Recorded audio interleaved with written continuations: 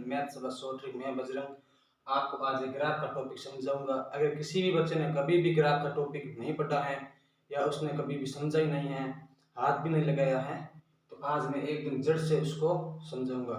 तो आपको क्या करना है, वीडियो को पूरा देखना है, वीडियो को लाइक और चैनल को सब्सक्राइब करना है। तो आज समझते हैं ग्राफ। तो बेसिकली ग्राफ होता क्या है? ग्राफ किसी भी वस्तु या किसी भी रेखा या वक्र की स्थिति बताने के लिए हम ग्राफ का उपयोग करते हैं। जो ये ग्राफ होता है ये 2D में होता है, 2 डायमेंशनल स्ट्रक्चर। तो इसके अंदर कोई भी हमें बिंदु दिया हुआ होता है, उसके अंदर हमें बताना होता है कि रेखा या कोई वक्र किस बिंदु से गुजर रहा है। तो उसकी स्थिति बताने के लिए हम ग्राफ का उपयोग करते हैं। तो ग्राफ के अंदर क्या होता है, बेसिकली ग्राफ के अंदर 2 अक्ष होती हैं, एक एक्स अक्ष और एक वाई अक्ष। इसके अंदर 2 अक्ष होती हैं, एक एक्स अक्ष और दूसरी वाई अक्ष। जो यहाँ से जो ये 0 होता है इसको हम मूल बिंदु कहते हैं। जो 0,0 होता है, यहाँ से दाईं तरफ जाते हैं हम तो x का मान बढ़ता है, या बाईं तरफ जाते हैं तो भी x का मान बढ़ता है, और ऊपर की ओर जाते हैं तो y के मान बढ़ते हैं, और नीचे की ओर जाने पर y के मान बढ़ते हैं। तो इस प्रकार होता है। तो हम देखते हैं कि जो प्रथम चतुर्थांश होता है उसके अंदर जो बिंदु लिखते हैं, किसी भी रेखा के जो बिंदु होते हैं, रेखा या वक्र, उसको किस प्रकार से लिखते हैं? तो उसको हम x, y के रूप में लिखते हैं। जो प्रथम चतुर्थांश होता है उसके अंदर जो x, y होते हैं वो दोनों पॉजिटिव होते हैं। दोनों क्या होते हैं? पॉजिटिव होते हैं, क्योंकि जो x अक्ष के जो बिंदु होते हैं और y अक्ष के बिंदु होते हैं ये भी इसके अंदर पॉजिटिव होते हैं, इसलिए ये दोनों ही पॉजिटिव होते हैं। इसको ध्यान रखना क्या है कि जो पहला बिंदु लिखा जाता है वो x का लिखा जाता है, और कोमा लगा के जो दूसरा बिंदु लिखा जाता है वो y का लिखा जाता है। तो x, y के रूप में हम बिंदु को दर्शाते हैं। तो हम दूसरे चतुर्थांश के अंदर देखते हैं कि जो दूसरा चतुर्थांश होता है उसके अंदर क्या होता है। तो उसके अंदर सेम ही होता है लेकिन चिन्ह बदल जाते हैं। तो यहाँ से जो ये y अक्ष होती हैं इसके जो बिंदु होते हैं ये पॉजिटिव होते हैं, लेकिन जो इधर x अक्ष हैं जो 0 से इधर बाईं की ओर जा रही हैं, यहाँ इसके जो बिंदु होते हैं ये नेगेटिव होते हैं।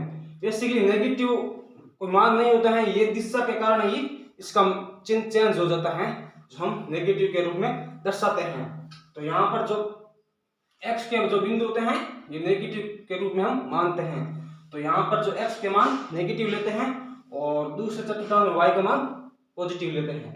तो इस प्रकार से ये दूसरा चतुर्थांश होता है। हम तीसरे चतुर्थांश के अंदर देखते हैं, जो तीसरा खाना होता है इसके अंदर क्या होता है। जो तृतीय चतुर्थांश के अंदर जो x और y के दोनों के मान नेगेटिव होते हैं, इसलिए होते हैं क्योंकि जो x अक्ष और y अक्ष के जो बिंदु होते हैं ये दोनों ही विपरीत दिशा में होते हैं। तो इसके जो मान होते हैं ये भी नेगेटिव होते हैं। जो इसके बिंदु होते हैं ये नेगेटिव होते हैं, इसलिए जो x, y होता है इसको दोनों को हम नेगेटिव रूप में लेते हैं। माइनस में दोनों ही बिंदु माइनस में होंगे, जो x और y, ये दोनों ही नेगेटिव होंगे। अब करते हैं चौथे चतुर्थांश की बात। इसके अंदर क्या होता है? इसके अंदर जो x का मान होता है ये पॉजिटिव लिया जाएगा, क्योंकि यहाँ पर जो x अक्ष हैं इसके बिंदु पॉजिटिव होते हैं और y के नेगेटिव होते हैं। तो x, y, तो जो y के बिंदु होते हैं ये माइनस में लिए जाएंगे। तो इसके अंदर और क्या चीज होती है? इसके अंदर जब हम ऊपर की ओर जाते हैं तो y का मान बढ़ता है, x अक्ष नियत रहता है। जैसे यहाँ से हम जा रहे हैं, ये एक है, और यहाँ से हम ऊपर की ओर जा रहे हैं, तो यहाँ से जो x की दूरी होती है ये तो नियत होती है, लेकिन ये जो y का बिंदु होता है पहले 1 पर, 2 पर, 3 पर, ये है। जिस प्रकार से ऊपर चलते जाएंगे तो y का मान बढ़ता जाएगा। तो ऊपर जाने पर y का मान बढ़ता है लेकिन x नियत होता है। और जब हम और नीचे भी जाएंगे, जैसे मूल बिंदु से नीचे की ओर जा रहे हैं, तो यहाँ पर भी x का मान नियत रहता है और y का मान 1 2 3 इस प्रकार से बिंदु बढ़ते जाते हैं। तो ऊपर और नीचे जाने पर y के मान बढ़ते हैं और दाएं और बाएं जाने पर x के मान बढ़ते हैं। जो x अक्ष होते हैं, जो उसके बिंदु होते हैं, उनके मान बढ़ते हैं। तो यहाँ इधर जो दाएं तरफ जा रहे हैं तो यहाँ पर जो y का मान होता है, जो y का मान होता है वो नियत होता है और x के जो ये बिंदु होते हैं 1 2 3 4 इस प्रकार से ये x अक्ष के जो बिंदु होते हैं वो उसके मान बढ़ते जाते हैं।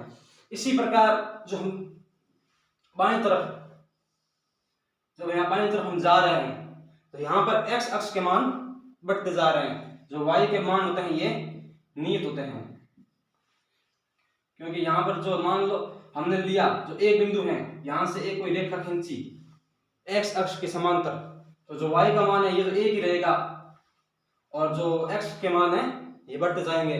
जैसे हमने कोई बिंदु ले लिया 1 कोमा ये -2 है, नहीं -2 कोमा 1 है और यहाँ बिंदु ले लिया -4 कोमा 1 है, तो यहाँ जो y का मान है ये तो नियत रहेगा। तो इस प्रकार से ध्यान रखना है कि जब हम कोई रेखा समांतर x अक्ष के समांतर जाएगी तब वहां पर x का मान ही बढ़ेगा और y का मान नियत रहेगा, और जब कोई रेखा y अक्ष के समांतर जाएगी तब y के मान बढ़ेंगे। जो y के मान होते हैं वो बढ़ेंगे और जो x के मान होते हैं वो नियत रहेंगे। तो ये हमें ध्यान रखना है। अगर कोई रेखा x अक्ष के ऊपर से गुजर रही है, अगर कोई रेखा x अक्ष से ऊपर से गुजर रही है तब यहाँ पर y के मान 0 होंगे। आप सही यहाँ पर कोई सा भी बिंदु ले ले, यहाँ पर सिर्फ x अक्ष के ही मान होंगे। यहाँ पर 1,0, यहाँ पर 2,0, यहाँ पर 3,0। इस प्रकार से आप जब इस x अक्ष के ऊपर से कोई रेखा गुजार रहे हो तब यहाँ पर सिर्फ x के मान ही होंगे, y के मान 0 होंगे। तो यहाँ पर इधर भी ले लो तो यहाँ पर भी x के मान ही होंगे, y के मान 0 होंगे। इसी प्रकार जो y अक्ष है इसके ऊपर से हम कोई रेखा गुजार रहे हैं तो यहाँ पर सिर्फ y के मान होंगे, x के मान 0 होंगे। तो यहाँ पर आप किसी भी बिंदु पर ले लो, यहाँ पर किसी भी बिंदु पर ले लो, यहाँ पर x का मान हमेशा 0 होगा, हमेशा 0 ही होगा। तो ये हमेशा ध्यान रखना है हमें। तो बेसिकली यही इसके अंदर जो ग्राफ होता है मेन यही ध्यान रखना होता है।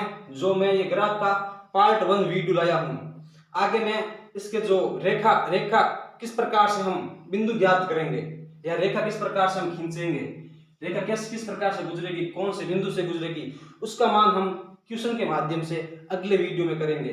तो आप इस वीडियो को पूरा देखने के लिए धन्यवाद।